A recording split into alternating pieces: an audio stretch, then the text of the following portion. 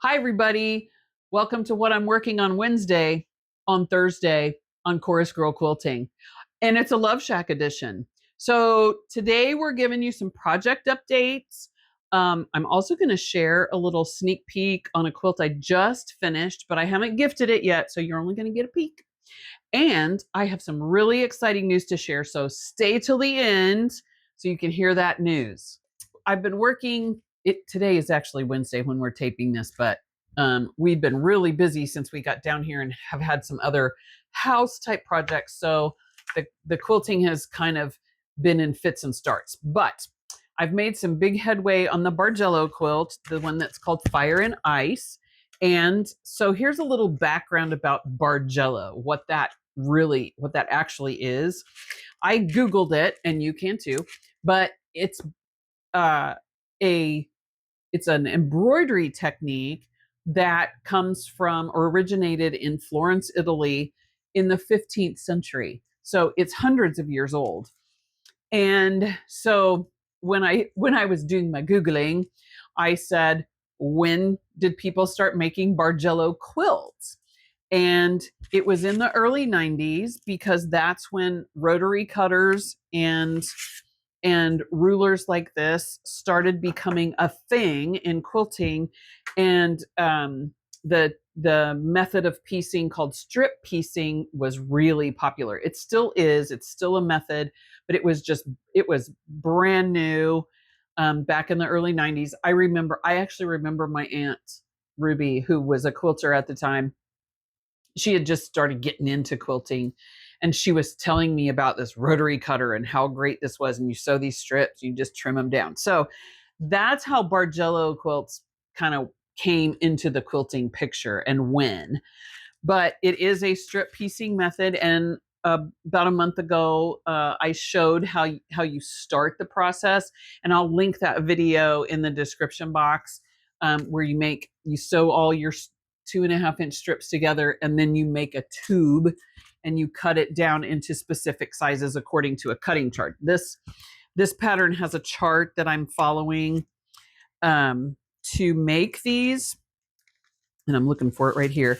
And so what a couple of things I've learned since I've been sewing on this project, and it's much more time consuming than I thought. When I thought, oh, it's a bunch of strips, let's just sew them together and it'll be not a big deal. It isn't, but it is very time consuming. I was kind of surprised at how long it was taking to get it going.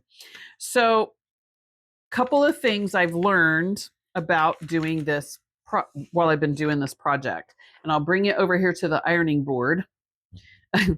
Look at my little doggy laying here on the floor. The first is that an accurate seam allowance is vitally important. And for me, I have a little foot that my sewing machine that has a guide on it. So all of my seam allowances are consistent. I run the edge of my fabric right along that guide, and all of my seam allowances come out equal and the same. The second thing is pressing. Sorry, dude.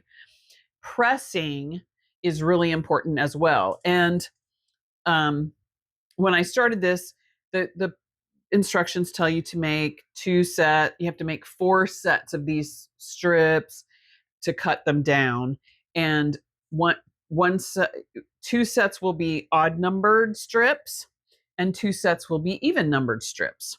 So this is an odd numbered strip, and I pressed. And you remember, from the Tilda series, I press my seams open because it seems to give me a better result.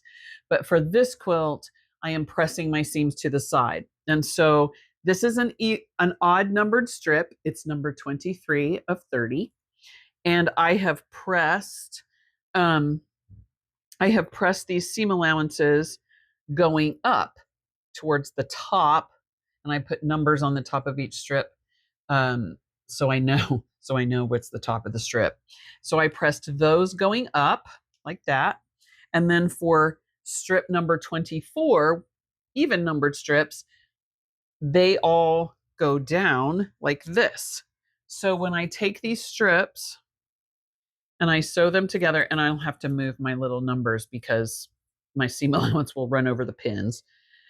Oh, and side note, I assumed that all my pins have glass heads on them, and when I started pressing, I found out later that they don't. They got a little sticky and stuck to my fabric. So just note to self, remind yourself to take the pins out before you press. But anyway, when I put these strips together, these seams will nest. They will nest together, and I don't have to pin. I can just nest them as I go down the strip. And the result you get when you do that is these nice even sections. And I'm going to hold this piece up in just a minute. Where the corners match up, they match up nicely. Nesting the seams is a great way to do this by nesting seams, and you get these nice matched up seams even in these tiny little strips right here. These two strips started out as, or maybe three, started out as 1 inch wide strips. And so even those matched up really nicely. So this quilt is done in 2 halves, and I'm about 2/3, 3/4 of the way through the first half. And it looks like this. This is the top left right here. And I have 8 more strips to add to this. So you can start to see the design taking shape. When I add that second half on, you're really going to be able to notice it, because the colors will really run and make waves. So that's where we are in this quilt. I'm going to continue to work on this while we're here. And probably for next week's what I'm working on Wednesday, I'll include a little bit of footage to see if I get the top half done, or if I even were to get the whole quilt top done, which I doubt. I'll have that to show. So the next thing on the list I talked about was I'm still working on the fish. I started working on the pike just a little bit ago, and we're going to come over here. Look out, Open. And Andy, man, you can come in a little closer if you want to. I am working on this section right here. This is section B, and this is his eye, and this is part of his body. And I went through on my little pattern pieces and I labeled what color goes where, because my colors do not jive with this. They're totally different. So I'm getting ready to add the last piece to this section of pattern. So paper side up, I'm going to fold this back right here along this line. There's 6 pieces in this little chunk. So I'm going to fold along this line. Uh-oh. I may have an issue. Let me see. Oh, that won't be cool. I may end up with a hole. We're going to see. Hopefully not. But I'm going to lay this right here on the edge. I'm going to give myself a little bit of room here. Well, that will be sad if that doesn't work. So, and this piece needs to be right side up. We want to make sure we do that. So I'm putting this here and scooting it over, and I can kind of see my lines through the paper. So we bring it over to the machine, and I have a different foot for this sewing, and it has a little red arrow on it. That's what I put my line on. I have my machine set to a really slow speed and a really small stitch, and that helps perforate the paper, but it also helps the pieces stay together more sturdily, because there are some tiny, tiny pieces in here in this particular chunk. So I'm just going to sew along the line all the way across and hope there's not a hole. Lift the needle. If there is, I'll just take this piece off and I'll redo it. But for these purposes, this is how it works. Oh, I think I'm going to be okay. Oh, no. You see right here, I don't know if you can, I'll use my seam ripper. There's just that little spot right there that doesn't have anything in it. So I'm going to have to take this piece off and this piece. I thought this chunk here was going to be big enough, but it was not. So I'm going to have to rip this off, wah, wah, and redo it. But it's a tiny little seam, and that's a tiny little seam, and it's no big deal. So life of quilting and life of paper piecing.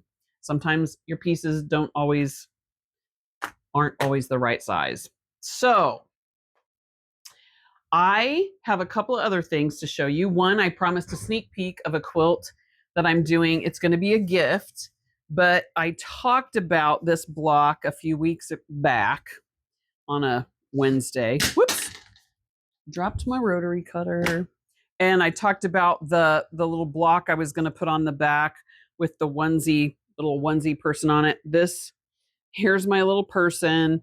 He's wearing a rabbit onesie. There's more to this block, but I don't want to show it off because it has the name of the recipient on it. And I have no idea if they're watching my channel or not, but just in case. So that's the back. This is what he will look like on the back. And then the actual blocks are made with some batik fabrics, which also have an interesting story that we'll share during that show and tell. But it's kind of an optical illusion. Once you see it all unfurled, it's kind of an optical illusion. And so I'm excited to show you that when it's ready, when it's time. And so the last thing I wanted to share with you, some exciting news, is that we reached over 100 subscribers. I think at last count, I have 124 subscribers. Wow! I'm so excited because I know there are people who have like 1 million subscribers. And so, what is that, like 0.01% of 1 million? But I don't care. It's fun. I appreciate the fact that you are subscribing to my channel and that you're watching our videos. I always want to say thank you because I forget most of the time. I always want to thank the handyman for shooting the video because I cannot do it. I do this and try to talk at the same time. So thank you for watching again. Please keep liking and subscribing and sharing. And we will see you on Sunday for Show and Tell Sunday, and next week for What I'm Working on Wednesday. We're going to tell you about an adventure that we're taking late next week. So we'll see you soon. Bye.